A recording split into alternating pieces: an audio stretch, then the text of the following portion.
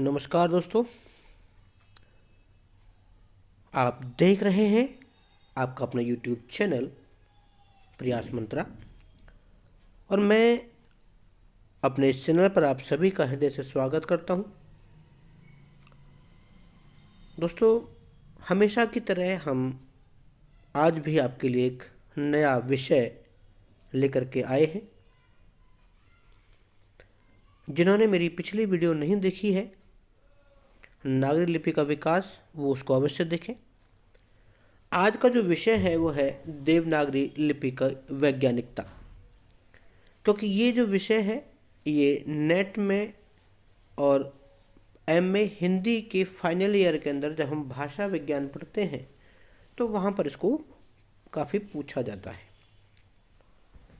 तो चलिए शुरू करते हैं आज अपना लेक्चर। तो जो देवनागरी लिपि है वो उसकी जो प्राचीनता है वो एक बार 8वीं शताब्दी में वो शुरू हुई थी। और कहते हैं कि इस लिपि को राष्ट्रकूटों ने, यानी जो गुजरात है उसके राष्ट्रकूटों ने अपनाया था। और उसके बाद ये लगातार जो है वो क्षेत्र में जो फैलती चली गई। और ऐसा विचार नहीं, ऐसी मान्यता है कि जो देवनागरी लिपि है वो ब्राह्मी लिपि से ही जन्मी है। और बहुत सारी जो सुधार समितियां थीं, चाहे वो महादेव भाई की मुंबई समिति हो, चाहे वो पुणे महाराष्ट्र की समिति हो, चाहे वो 20वीं शताब्दी में जो लोकमान्य तिलक जी की जो सुधार समिति हो, चाहे वीर सावरकर, महात्मा गांधी, विनोबा भावे, काका कालेलकर और आचार्य नरेंद्र देव, या उन्होंने 1953 में जो डॉक्टर राधाकृष्णन की जो अध्यक्षता में समिति थी वो हो, उन सभी समितियों ने देवनागरी लिपि में काफ़ी जो सुधार किया और उन्होंने अपने अपने सुझाव दिए और कालांतर में उसे सहज बनाने का जो है वो प्रयास किया। तो देवनागरी लिपि रोमन और फारसी लिपि की तुलना में सबसे अधिक वैज्ञानिक है। क्योंकि वैज्ञानिक क्या है, जो चीज़ हम हिंदी में लिख रहे हैं वही हम पढ़ रहे हैं। ये सबसे अच्छी क्वालिटी है हमारी हिंदी भाषा की। इस लिपि में गुण अधिक हैं, दोष न्यूनतम है। दोष गिनाने वाले तो बहुत ही मिल जाएंगे, क्योंकि अच्छे काम में भी काफ़ी लोग जो है वो नेगेटिव ढूंढते हैं। लेकिन अन्य लिपियों की तुलना में जो हिंदी की जो लिपि देवनागरी है उसमें काफ़ी सारी क्वालिटी है, काफ़ी अधिक गुण है। तो सबसे पहला जो क्वालिटी है वो है वर्ण विभाजन में वैज्ञानिकता। तो हिंदी की जो देवनागरी लिपि में कुल 52 वर्ण हैं। क्योंकि कईयों को ये भी नहीं पता होता है कि जो वर्ण है उनकी संख्या कितनी है। तो यहाँ से भी कई बार ये प्रश्न पूछा गया है कि हिंदी वर्णमाला में कितने वर्ण होते हैं। तो संख्या होगी 52 यानी 52। तो जिनमें से स्वर होते हैं 11, क्योंकि स्वर में अ, आ, ई, उ, री, ए, आई, ओ और औ। तो इनकी संख्या जो है वो 11 मानी गई है। तो ये 11 ही होते हैं। साथ साथ में दो जो और होते हैं, वो एक होता है अनुस्वार और एक होता है विसर्ग। इनको कहते हैं हम अयोग वाह। अयोग वाह, अयोग मतलब जो जिनका योग नहीं होता लेकिन वो साथ साथ में चलते हैं। अब अयोग वाह कौन से, एक होगा अंग और एक होगा अह, जिसमें पीछे विसर्ग लगती है। तो ये जो 11 स्वर होते हैं और 2 अयोगवाह होते हैं। अयोगवाह का अर्थ होता है जो साथ में चलते हैं लेकिन उनका कोई योग नहीं होता है। जिसमें से एक ध्वनि को हमने कहा गया अनुस्वार और एक ध्वनि को हमने कहा गया विसर्ग। तो टोटल कितने हो गए, ये हो गए, इनकी संख्या हो गई 13 यानी 13। जबकि स्वर से केवल 11 हैं और जो अन्य 2 हैं वो आपको मिलेंगे अयोगवाह। उम्मीद कर रहा हूं कि यहां तक आपको क्लियर हो गया होगा। अब अगला जो सवाल आता है वो है व्यंजन में। तो व्यंजन टोटल जो है वो हमने 13 तो कर लिए, लेकिन टोटल 52 है। तो आगे का प्रारूप देखिए। तो सबसे पहले जो कंठ है, क वर्ग जो होता है उसमें 5 है। तो उनकी संख्या क, ख, ग, घ और एंग है। तो इन जो ये सभी पंचम हैं, इनको कहेंगे अनुस्वार। इनको क्या कहेंगे? अनुस्वार। अनुस्वार वो ध्वनियाँ होती हैं जिनके उच्चारण केवल और केवल नाक से किया जाता है। तो जितने भी हमारे पास पंच वर्ण हैं यहाँ तक, तो उन पांचों तक हम देखेंगे कि ये 5 × 5 यानी लगभग इनकी संख्या है 25 मानी गई है। 25 होते हैं ये। इनको कहे हैं स्पर्श व्यंजन। तो आगे देखिए, आगे है अंतस्थ। अंतस्थ की संख्या है 4, य, र, ल और व। तो इनको कहते हैं कि इनको उच्चारण में हमारी जो जीवा है वो मुख के किसी भाग को पूरी तरह स्पर्श नहीं करते, सिर्फ छू के चली आती है। और जो ऊष्म है, ऊष्म भी 4 होते हैं, यानी ऊष्मा देने वाले जो वर्ण हैं उनको ऊष्म व्यंजन कहा गया है। तो इनकी संख्या भी 4 है। आगे है संयुक्त व्यंजन, छ, त्र, ग और स्र। तो इनकी संख्या भी जो है वो 4 ही मानी गई है। तो यहाँ से और एक होते हैं उत्क्षिप्त व्यंजन। उत्क्षिप्त यानी जो ड और ढ है उनको उत्क्षिप्त माना गया है, क्योंकि देखिए ड और ढ तो यहाँ भी मिलेंगे आपको, ये रहा, लेकिन इन दोनों के नीचे बिंदु का प्रयोग नहीं किया गया है, ये मूर्धन्य है। जबकि उत्क्षिप्त जो है, जो व्यंजन है, वो ड और ढ के नीचे बिंदु का प्रयोग है। इनका जो प्रयोग है वो कुछ विशेष सावधानी के साथ होता है। अगर ड और ढ है तो इनके साथ रूल होता है कि अगर ये पहले वर्ण में आए किसी में तो इनके नीचे बिंदु का प्रयोग नहीं करेंगे। अगर एक वर्ण के बाद दूसरा, तीसरा, चौथा जहां भी आएंगे वहां पर आप बिंदु का प्रयोग कर सकते हैं। तो उनको कहा गया है उत्क्षिप्त व्यंजन। तो टोटल जो संख्या हमारे पास हो गई वो है 52, जिसमें से हमारे पास 25 जो स्पर्श व्यंजन है, साथ में 4 जो है अंतस्थ हैं, 4 ऊष्म हैं, 4 संयुक्त हैं और 2 हैं उत्क्षिप्त, और हमारे पास 11 स्वर और 2 अयोगवा। तो टोटल संख्या हमारी होती है 52। तो उम्मीद करूं कि यहाँ तक आपको चीज़ समझ में आ गई होगी। दूसरा जो है वो टॉपिक पॉइंट देखें कि देवनागरी लिपि जो है वो ध्वन्यात्मक लिपि नहीं होकर अक्षरात्मक है। ये बहुत इंपॉर्टेंट है। इस लिपि की खास बात है कि ये साउंड के साथ नहीं है, ये तो अक्षर के साथ में जैसा लिखा गया है वैसा ही उसे बोला भी जाएगा। तो साउंड वाली नहीं है, ये अक्षरात्मक है। तो इनका हर एक जो ध्वनि है, चाहे वो नासिक के है, अनासिक है या कुछ भी, तो उसको लिखा जाएगा, और जो लिखा जाएगा वही उसे पढ़ा जाएगा। इसलिए उसको ध्वन्यात्मक लिपि ना होकर के अक्षरात्मक कहा है। जबकि रोमन एक ध्वन्यात्मक, उसमें साउंड है। कई बार हम साउंड में कुछ पढ़ते कुछ है और लिखा कुछ और गया। अगला जो पॉइंट है हमारा, तीसरा पॉइंट, वो है समग्रता। तो देवनागरी जो लिपि है उसमें समग्रता या समग्र ध्वनियों की अंकित करने की क्षमता है। जितनी भी ध्वनियाँ हमारे पास 52 ध्वनियाँ हैं, उनमें से सभी को लिखने का एक अपना तरीका है। जबकि रोमन जो लिपि है उसमें अणा और न, नल, उन दोनों के लिए एन का प्रयोग करते हैं। देखिए यहाँ से फिर एक बार दिखा दें, तो जो रोमन जो लिपि है उसमें अणा और न, उसमें सिर्फ एन का प्रयोग करते हैं, ये एन। तो एन जो वोवल आपका जो है अल्फ़ाबेट है 26 में से, उसमें एन जो है उसी का प्रयोग करते हैं, चाहे वो अणा हो चाहे वो ना हो। जबकि देवनागरी लिपि में इसके लिए अलग अलग वर्ण चिन्ह हैं। तो अगर हम अणा बोलेंगे तो उसका ना साउंड अलग है, और ना बोलेंगे तो साउंड अलग है, जबकि उसका लेखन भी अलग रूप में किया जाता है। देखिए अगर हम लिखते हैं कि जैसे टंडन लिखा, तो टंडन है, ये रहा टंडन। और आपने अगर न लिखा तो न से नल लिखा, ये समझिए। तो दोनों को लिखने का तरीका अलग है और उनको बोलने का ही। और हिंदी में जो हम लिखते हैं वही हम बोलते भी हैं, क्योंकि उसके अलग अलग चिन्ह हमें दिए हुए हैं। जबकि अंग्रेजी या रोमन के अंदर ऐसा प्रावधान नहीं है, उसमें सिर्फ दोनों को एन के रूप में ही हम लोग बोल देते हैं। अगला जो पॉइंट है हमारा, उच्चारण व लेखन में एक रूपता।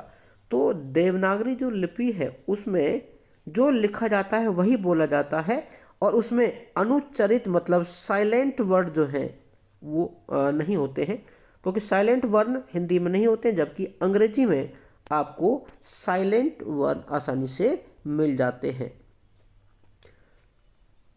साइलेंट तो आप समझ रहे होंगे।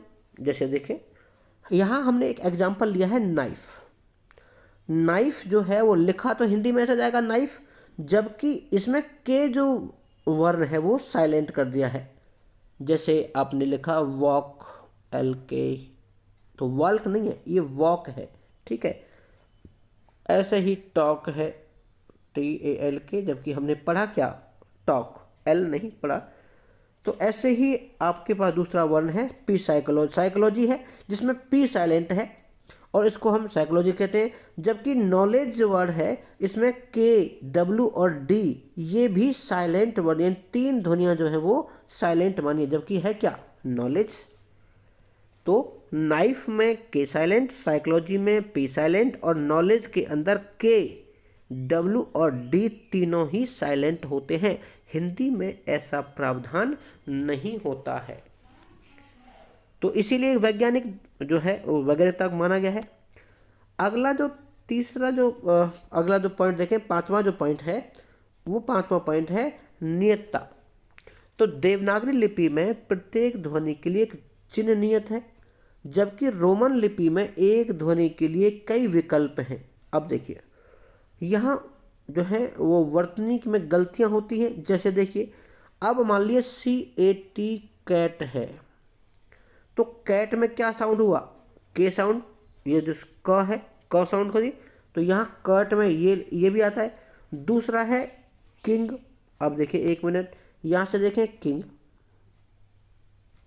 ठीक है। तो किंग में भी क्या है, के, जो कै लिखा हुआ है, किंग में भी हमने हिंदी में लिखा तो क आया। जबकि अगला देखें, क के लिए क्यू का प्रयोग करते हैं, जो क्वीन है इसमें भी क्या आया, क आया, क्वीन। तो यहां भी क्या है, क्वीन लिखा गया।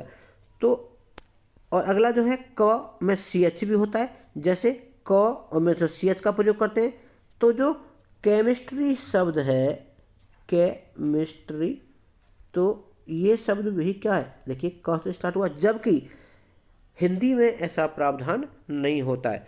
तो यहाँ पर रोमन में कई विकल्प भी होते हैं, जबकि हिंदी के अंदर हमारी जो देवनागरी है उसके अंदर किसी एक ध्वनि के लिए एक ही चिन्ह को जो है वो नियत किया गया है, यानी एक ध्वनि के लिए एक चिन्ह जो है वो बनाया गया है। जबकि जो इंग्लिश है या उसकी रोमन जो लिपि है उसमें कई विकल्प आपको आसानी से मिल जाएंगे। अगला जो पॉइंट है, 6वां पॉइंट जो है वो आपको है निश्चितता। तो जो निश्चितता है वो देवनागरी लिपि में प्रत्येक वर्ण का निश्चित उच्चारण है।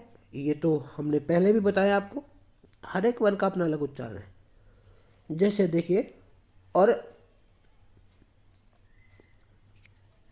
बट, देखिए BUT बट है, जबकि इसमें यू ध्वनि है और उसको हमने क्या कर दिया, अ में कन्वर्ट कर दिया, BUT बट। लेकिन बी और टी की साउंड आई, यहां जो है वो यू जो है वो आ का साउंड दे रहा है, बट, जैसे लिखा बट, तो ब अ और ट। ऐसा ही है पुट, पुट में यू जो है वो ऊ का साउंड दे रहा है। अब यहां लिखा पुट, तो यहां लिखा पुट, और जो पुट में क्या हुआ, छोटा ऊ आ गया, ये देखिए छोटा ऊ। अगला जो कैट है, कैट में सी है, इसका जो साउंड है वो क है। अब CAT कैट, और कैट को क्या कर दिया, ये देखा कैट, तो यहाँ क साउंड आ गया। जबकि सिटी है, तो सिटी को हम अपनी मान उसमें देवनागरी में ऐसे लिखते हैं, जबकि वो सी से स्टार्ट है। अब हमने क्या कर दिया, सी को क्या बना दिया, स बना दिया, ये देखिए। तो ऐसा रोमन में ही पॉसिबल है, हिंदी देवनागरी में ऐसा कोई पॉसिबिलिटी नहीं होती है, क्योंकि हमारा उच्चारण सदैव एक जैसा ही होता है, चाहे हम उसको लिख रहे हैं या हम पढ़ रहे हैं। अगला जो पॉइंट है वो है स्पष्टता। वैज्ञानिक लिपि वही मानी जाती है जिसके वर्णों में पारस्परिक साम्य के कारण, साम्य मतलब समानता के कारण अस्पष्टता न हो। रोमन में कुछ एक ऐसे चिन्ह होते हैं जिनकी आकृति लगभग मिलती जुलती सी है। देखिए, तो अगर हम उसको लिखते हैं तो उसमें अस्पष्टता आ ही जाती है। जैसे जैसे हमने लिखा छोटी सी, ये अगर हम इसको ऐसे लिख देंगे तो थोड़ी बिल्कुल लगभग मिलती जुलती सी है। और अगर हम एम एम ऐसे लिख रहे हैं, जल्दी में हमने ऐसे कर दिया, तो ये भी देखिए साउंड जो है लगभग एक जैसी लिख रही है। और जो आई है और एल कर दिया तो इसमें भी छोड़ दीजिएगा, और ओ और क्यू में देखिए। तो कई ऐसे ध्वनि चिन्ह हैं रोमन में जिनको लिखने में, हाथ से लिखने में ही अस्पष्टता आ जाती है। तो वैज्ञानिक लिपि वही मानी जाती है जिसमें वर्णों का एक आपस में साम्य के कारण अस्पष्टता ना हो, यानी वो लिखने में उसे दिक्कत ना आए। और हमारा आखिरी का जो पॉइंट है वो है सरल, कलात्मक और सुंदर। तो हमारी जो हिंदी भाषा है वो सरल भी है, कलात्मक भी है और सुंदर भी है। यानी हमारी जो देवनागरी लिपि है वो बड़ी कलात्मक लिपि है, एक वैज्ञानिक लिपि है। उसमें व्यंजन संयोजन के सरल नियम है, अतः वर्तनी की भूलों की संभावना कम रहती है। इन सभी जो कारणों में उस देवनागरी लिपि अधिक वैज्ञानिक है। देखो, अगर इन सभी जो कारण हैं हमारे पास, ये जो कारण लिखा है, ये कारणों से तो जो हमारी जो देवनागरी जो लिपि है वो अधिक वैज्ञानिक है, क्योंकि उस वैज्ञानिक लिपि में हमारे पास हर एक वर्ण, हर एक ध्वनि का एक चिन्ह दिया हुआ है, जिससे हमें उसको पढ़ते में स्पष्टता होती है और कभी अस्पष्टता नहीं होती है। जबकि रोमन लिपि के अंदर कई चीज़ें ऐसी होती हैं जो सिमिलर होने के कारण, जो है उस हाथ से लिखने के कारण भी उसमें गलती होने की प्रबल संभावना है। तो दोस्तों, ये था हमारा आज का लेक्चर, और उम्मीद करूँगा कि ये भी आपको आसानी से समझ में आ जाएगा, क्योंकि ये एमए फाइनल भाषा विज्ञान के अंदर इस वाले टॉपिक को पूछा जाता है, कभी नेट में और कभी जो नेट के साथ साथ में हरियाणा स्टाफ कमीशन जो है HPSC जो लेक्चर या कॉलेज कैडर का जो लेक्चर है उस पर भी ऐसे प्रश्न इस टॉपिक से उठा लेते हैं वो। तो दोस्तों, अब आप फेसबुक पर भी हमारे प्रयास मंत्रा जो पेज है उससे आप जुड़ सकते हैं। वहाँ पर भी पूरी क्लास जो है वो अपडेट कर दी गई है, और साथ ही साथ नोट्स आपको टेलीग्राम जो हमारा ग्रुप है प्रयास मंत्रा से, उसी ग्रुप को आप ज्वाइन करके सारी वीडियो की जो PDF है वो फ्री ऑफ कॉस्ट ले सकते हैं। तो उम्मीद ये है कि हम आपका जो सहयोग कर सकें, क्योंकि हमारी प्राथमिकता है कि हम हर उस बच्चे तक पहुँचें जो इंग्लिश के दबाव के कारण हिंदी की तरफ से थोड़ा रुझान जो है वो कम कर गया है। हम चाहते हैं कि वापस उसी को धुरधारे में लाया जाए और सबसे पहले अपनी मातृभाषा को जन जन तक पहुंचाने का काम किया जाए। ऐसा काम कर रहे हैं, और आपसे सहयोग है कि जो भी हमारे चैनल पर भाई नए हैं, जो मुझे पहली बार देख रहे हैं, वो हमारे चैनल को सब्सक्राइब करें, अपने दोस्तों के साथ शेयर करें और कमेंट करें। अगर आपको लगता है कि कोई सुझाव है तो उसका भी स्वागत है। तो चलिए मिलते हैं जल्द ही एक और नई वीडियो के साथ। तब तक के लिए नमस्कार।